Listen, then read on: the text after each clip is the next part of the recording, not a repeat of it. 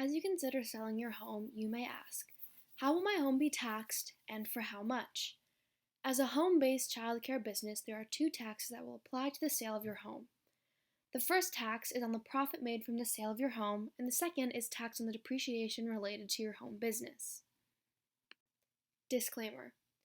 The information contained here has been prepared by Civitas Strategies Early Start and is not intended to constitute legal, tax, or financial advice. The Civitas Strategies Early Start team has used reasonable efforts in collecting, preparing, and providing this information, but does not guarantee its accuracy, completeness, adequacy, or currency. The publication and distribution of this information is not intended to create, and receipt does not constitute, an attorney-client or any other advisory relationship. Reproduction of this information is expressly prohibited.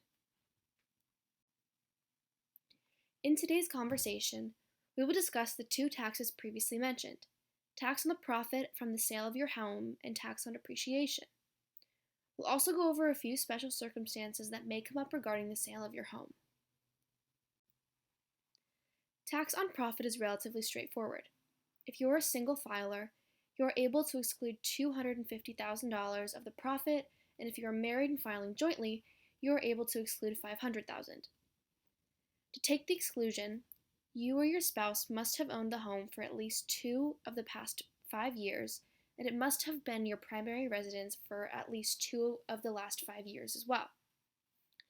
In most cases, to determine the amount of profit from the sale of your home, you start by taking the price you purchased it for and subtracting the price you're selling it for. Any profit not excluded based upon your filing status is considered ordinary income, and it is taxed at the usual tax rate for your income. If you use your home for business, you may need to pay back some or all of the depreciation you are entitled to take on your property. There is no exclusion for the depreciation of your home associated with the sale of your house if it was used for business after 1997.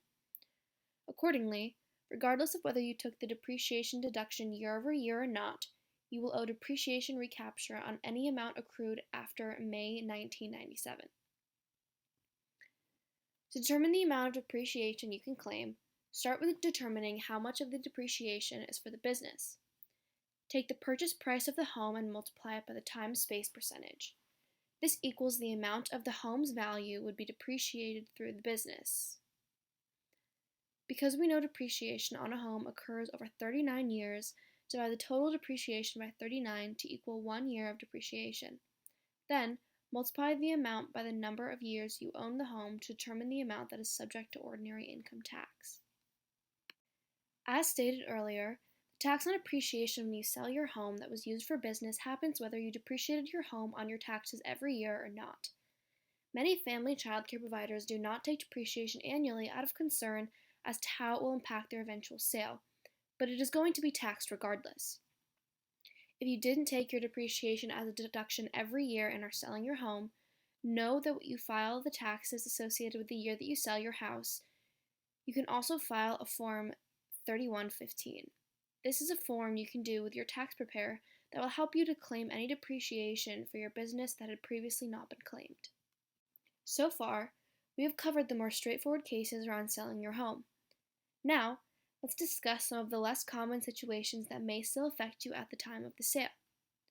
To start, the basis of your home sale refers to the value the home was considered to have at the time of purchase, and you would use for the purchase price when you sell. If you acquired your home as part of a divorce settlement, you are allowed to count the time that you and your spouse own the home as part of your 2 years that are required before the sale, and the price of the house that would be used to determine the sale would be the same price that you and your spouse purchased it for originally. If you inherited a home, typically you would use the same price that the person bequeathing the home to you purchased it for. However, there are special rules for inheritance in 2010, and if you've inherited from somebody who is not a spouse, the executor can adjust the basis, so talk to your tax preparer about the specifics. If you inherited a house from a spouse and you're in a community property state, such as Texas, Wisconsin, Washington, California, Arizona, Idaho, Louisiana, Nevada, and New Mexico, the basis is the fair market value at the time you inherited your house. Outside of a community property state, The basis would be the fair market value at the time of your spouse's death, multiplied by the percentage of the home you owned. Several improvements can adjust the basis of your home, like adding a patio or an addition or expanding your home. In each case, you would adjust the basis of your home by taking the original cost and adding the cost of the improvement to create a new number. These special circumstances will entail additional support from your tax preparer, so it's good to be aware of them and understand how they work.